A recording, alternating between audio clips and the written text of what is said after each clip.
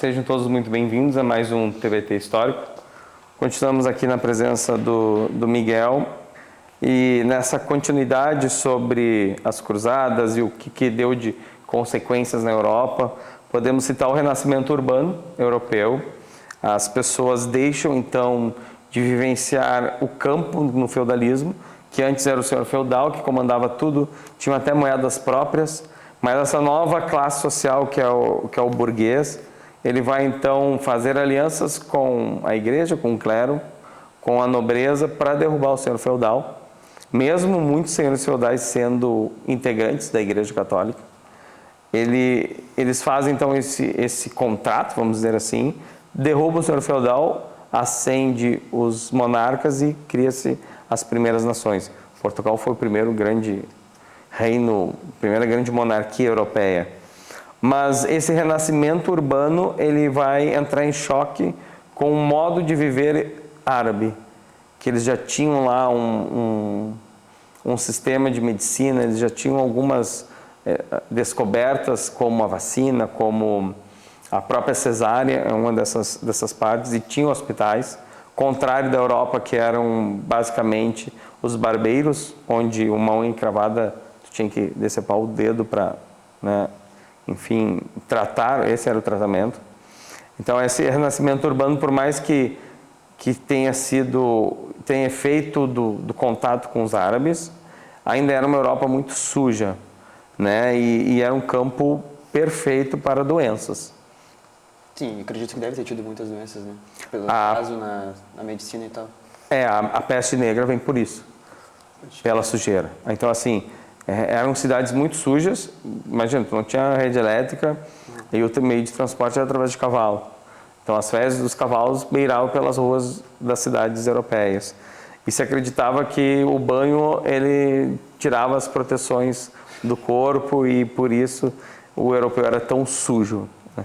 E a peste negra vem por um navio, então a pulga de ratos tinham então infectado a população, e pulga era um campo que existia na Europa, o que mais tinha era esse tipo de pulga, carrapato em todas as cidades europeias, e aí dizimou a população em mais de 20%. Tá, mas nesse período, assim, quem é que comandava a Europa, assim, quais eram as potências presentes ali? As principais potências sempre foram, por um bom e longo período, a Inglaterra e a França.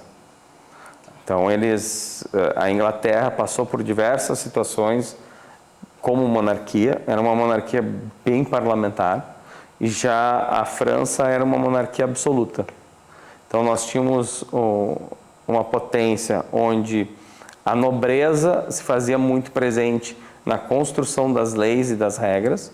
Essa burguesia mercantil inglesa também vai ter voz, diferente da França, que era uma monarquia mais absoluta, onde o rei, aí nós podemos colocar a figura do Luís XIV como grande rei sol, ele tem então essa absorção do poder, onde ele comandava tudo e todos, e o legal é que ele era um rei muito ligado às artes, e ele construiu um castelo, o Castelo de Versalhes, que era uma casa de campo do seu pai, e transforma a capital da França lá e puxa todos os nobres para morar com ele.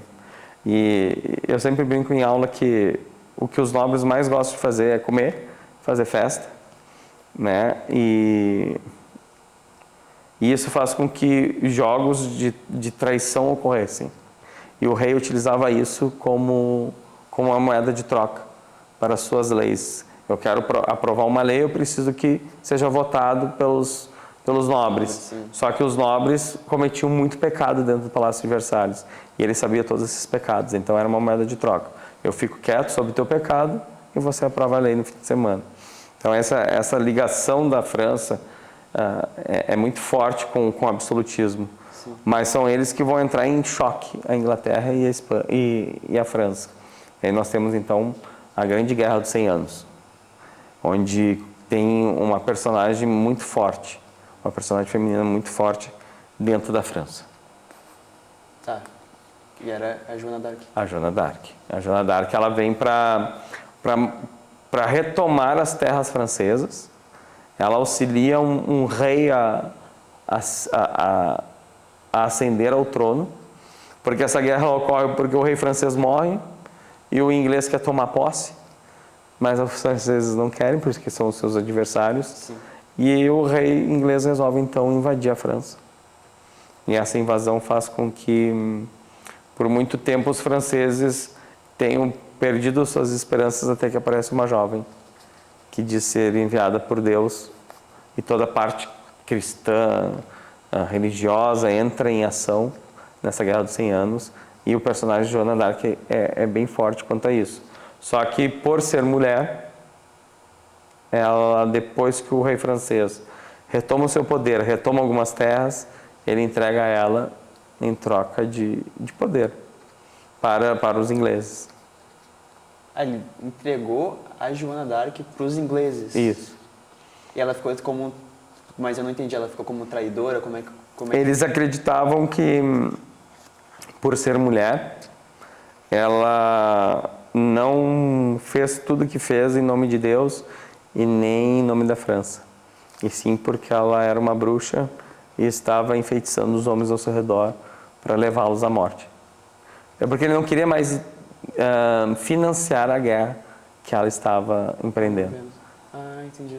E aí assim ela é entregue para os ingleses numa bandeja em troca de alguns favores para esse novo rei da França. Sim, entendi. E aí a Guerra dos 100 Anos ela vai terminar com a retomada francesa dos territórios e também com a retomada dos franceses do poder daquela região onde antes foi absorvida pelos ingleses. E é isso, gente.